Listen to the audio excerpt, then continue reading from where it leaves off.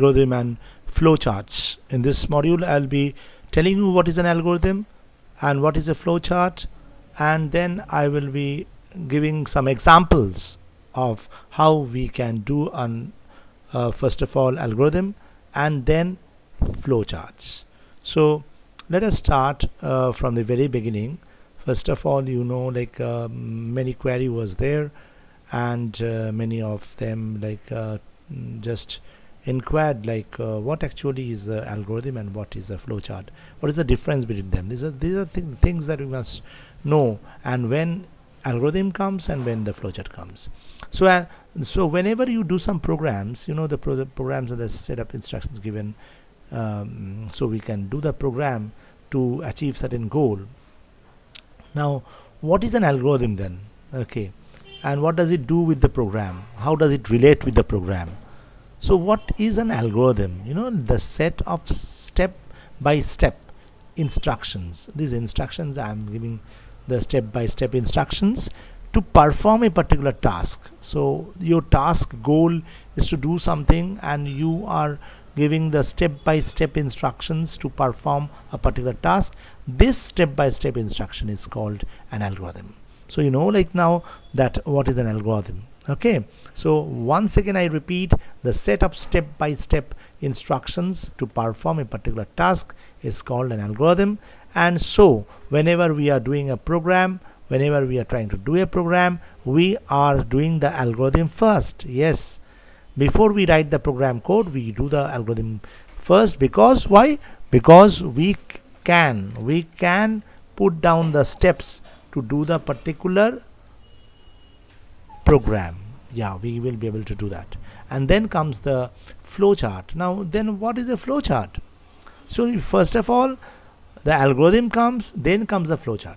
So what is a flowchart actually? A flowchart is a graphical or symbolic representation of the sequential instructions. So whatever sequential instructions we are giving in an algorithm, so necessary to perform a task, that symbolical representation is known as a flowchart. So in the flowchart you will find symbols, and there are obviously the flow lines are there which connects the symbols.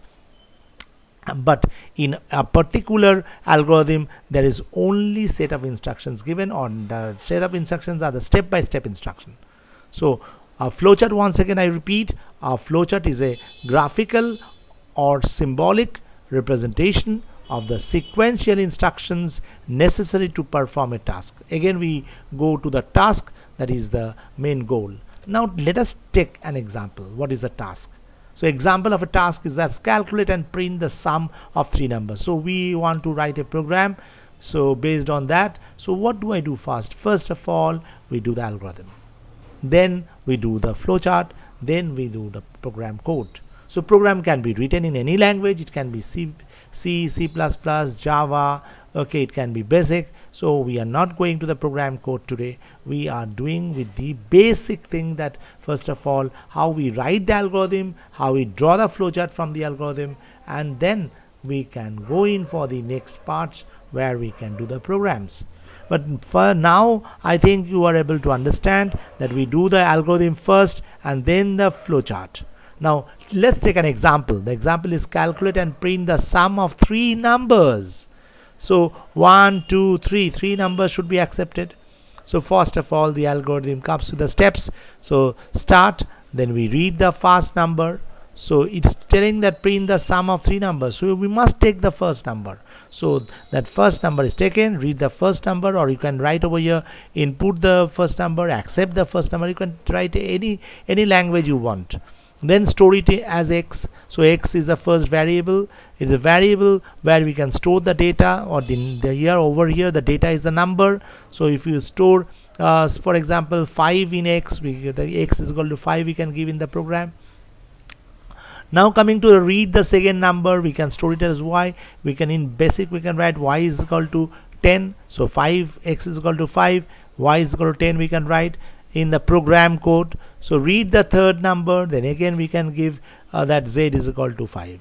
So 5 we have made it for x, y we have made 10, z we have made 5. So total it comes to 5, 10, 15 and 5, 20. So that means the sum will be equal to A value of x I have told as 5, the value of y I have told as 10, the value of z I have told as 5. So it comes to 5 plus 10 15 plus 5 20. So now we print the sum, and then the stop we must write, the start and stop we must write.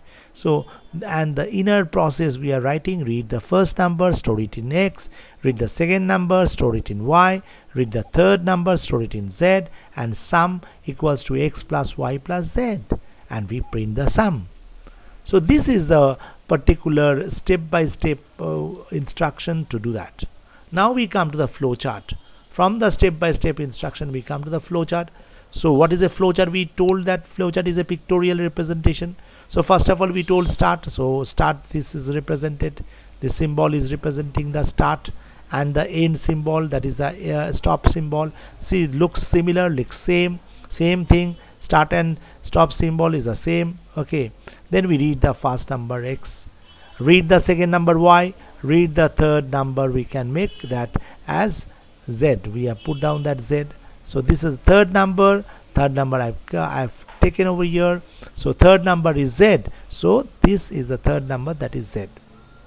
So I made it over here blank in order to tell you that over here if I write blank, so what will be the thing. So if even in the exam it comes like this, start, read x, read y, read the third number, it's not given, but over here you can see sum is equal to x plus y plus z. So over here read the third number as z. Yes, that's it. And then you print the sum. So print, read, input and accept is the input access. You write that input and print will be the same symbol, that is a parallelogram, and the process box over here is a rectangular in shape. So these shapes are there, and these are the flow lines. This is a flow line, flowing down, flow line. Yes. So this is the particular flowchart of the particular algorithm. Now we come to the next one, and we'll just tell you another example. Find the bigger number among the two given numbers. So you have to find the bigger number, which is the largest number among the two numbers. It can be told like this. So algorithm, we are writing start, read the first number, store it in A, read the second number, store it in B. See, so A is equal to 5. If you write the program code, A is equal to 5, B is equal to 5.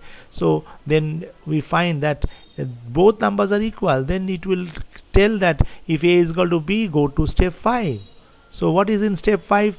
The numbers are equal, both are 5, then go to 9. So it goes back to 9 and it stops. Yes, and you see the same thing over here. If you come to start, read the A and B, is the A is equal to B, and this flowchart will tell that if it is equal, so if yes, so this is yes, so it will come here. This is obviously, this is yes, it will come here. Both numbers are equal. If it is not, is it equal, so it comes here. So yes, it will come here. No, it will go back over here. So if over here you want to put something, put yes and put no. So no is over here. This line should be joined. Okay, that is also, this line should be joined, and these are mistakes that people make. So this line should be joined. So this is saying, and these lines will be joined. Okay, and then is A greater than B? So if A is greater than B, then A is greater. Else what happens? That B is greater. Then we stop. So over here it stops.